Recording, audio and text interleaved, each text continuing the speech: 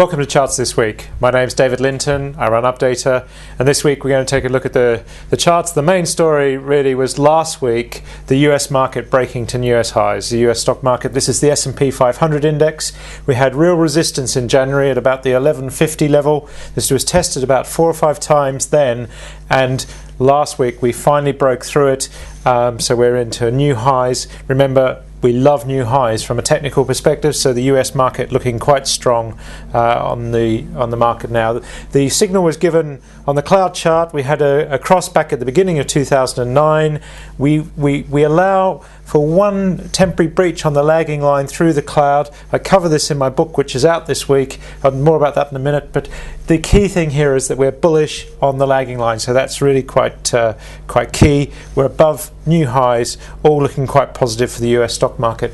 The longer term view, of course, is that we actually broke the weekly cloud back in 2008. The market was a sell then. We've only really just crossed the cloud in the last several weeks. We've come back to test the cloud with this recent pullback on the weekly, and now again we're in new highs, definitely into bullish territory on the stock market in the US. You may not like it, you might feel all the economic news is not really pointing to this, but the chart says we're in a bull market. So that's really quite key, and if you want to keep an eye on this chart, this is the 60-minute chart. Back in early February, about the 10th, 11th of February, this gave us our bull cross on the 60-minute chart. We've been bullish ever since. We've crossed this critical 1150 level. That may well become support now that we're through it from resistance, and we see the cloud support is currently running at around the same place. So 1150 is now sort of support for the market, and we could afford to fall all the way back to about 1135 and still not be through the cloud. Notice how we tested the cloud here. The clouds have been working really brilliantly for the US stock market. The euro, we got the cloud cross back in the mid 140s. This was the sell level. We've been testing at the end of last week. We really did test this level again for the euro. The 135 level is the key critical level, and it looks like this is a consolidation phase before we break and go lower. We need now to really get above the 140 mark for us to be bullish on the euro. And here we see the 60-minute chart of the euro. We can see how we have been congested in this range. Again, if we break this sort of 134.50 mark, we'd be out of this range. So the big question in this week is, are we going to find support at the bottom of this consolidation phase, or are we going to fall through it and head lower? More downside looking likely, and the point and figure targets point to this. We had downside target of 135.70, met and exceeded. New downside target of 133.90. This is a 1-minute chart, so remember these targets are changing very, very quickly, and you need to refer back to these on your systems. Here we see West Texas, the oil price. Oil really struggling at the end of last week to break this critical sort of the previous January high. This is the daily chart, about $84 on oil on WTI, and we just struggled at about 83 last week. We've come away from that top. The big question is, can we break and run higher? The consolidation phase in oil, this may well be a consolidation before we then take the next upward leg, but it looks like this week we're possibly heading back towards the lower part of the range. So oil probably a bit shorter term bearish.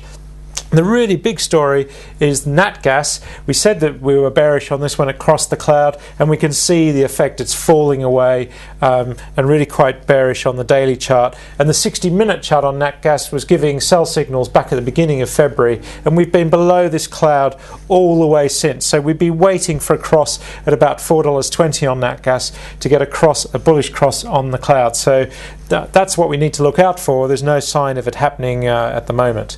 And then looking at how this translates through to European gas prices, this is NBP day ahead. This is a 60-minute chart. We said that gas had downward pressure on it, and here we see we've broken this support level. We're back into the 20s, 28, 29. Very key that we've fallen away on the day ahead. And if you look at the short-term targets, remember these are 1-minute charts, very short-term targets. Interestingly, we saw the downside to 31, 31.50. This target was met with an upside target to 40, which was then met. Then downside targets 24.50. We've even got 17.50 on nat gas. So that target, we have to really wait for the 24.50 to be met, and other targets will emerge. Play around with the box sizes on these charts, remember, to really get the most from that.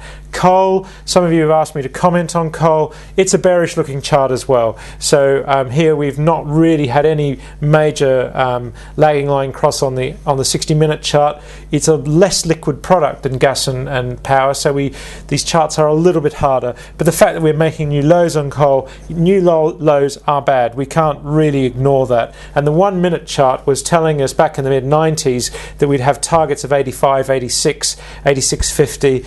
There's not a lot of new downside below that, but that's what the target prices have been pointing to. Power, quite interestingly, I'm just looking at the multiple curves on power. So really starting from days, weeks, months, quarters and years, we can see that a lot of the pull down is occurring in the front of the curves. Not surprising that all the shorter term power contracts is where the price pulling is occurring. And here we see the 60-minute cloud of power, really quite key. Again, we've been bearish on power for some time. This is why. This chart is our roadmap. Bearish, bearish, bearish. We're making new lows on power at the end of last week. Really quite scary.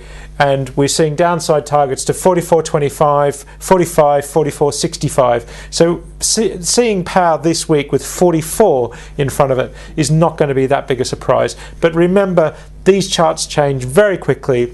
A 1-minute chart, so by the time you're actually looking at this, it may well have started to kick up, giving a new upside target. But for the moment, the 1-minute chart is pointing down. Emissions, a lot of you are asking me to comment about emissions. Not much doing here really. It's in this range, 1250 to 1380.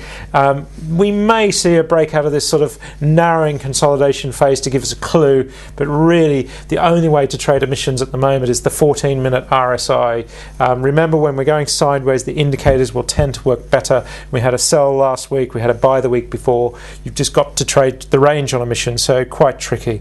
And then last of all, if I like to take a look at gold, gold is looking worrying. We are through the daily cloud, and that's really quite critical. We're through the daily cloud on gold. So now this chart is bearish from a daily perspective. And if you want to learn more about clouds, my book Cloud Charts is out this week. Visit cloudcharts.com and get your own copy. It's 240 pages, full color, and it'll help you understand these sessions all about the cloud. That's it for this week. Remember, I'm always happy to cover whatever you like. Just email me at david@updata.co.uk. Until next week, happy charting. See you then.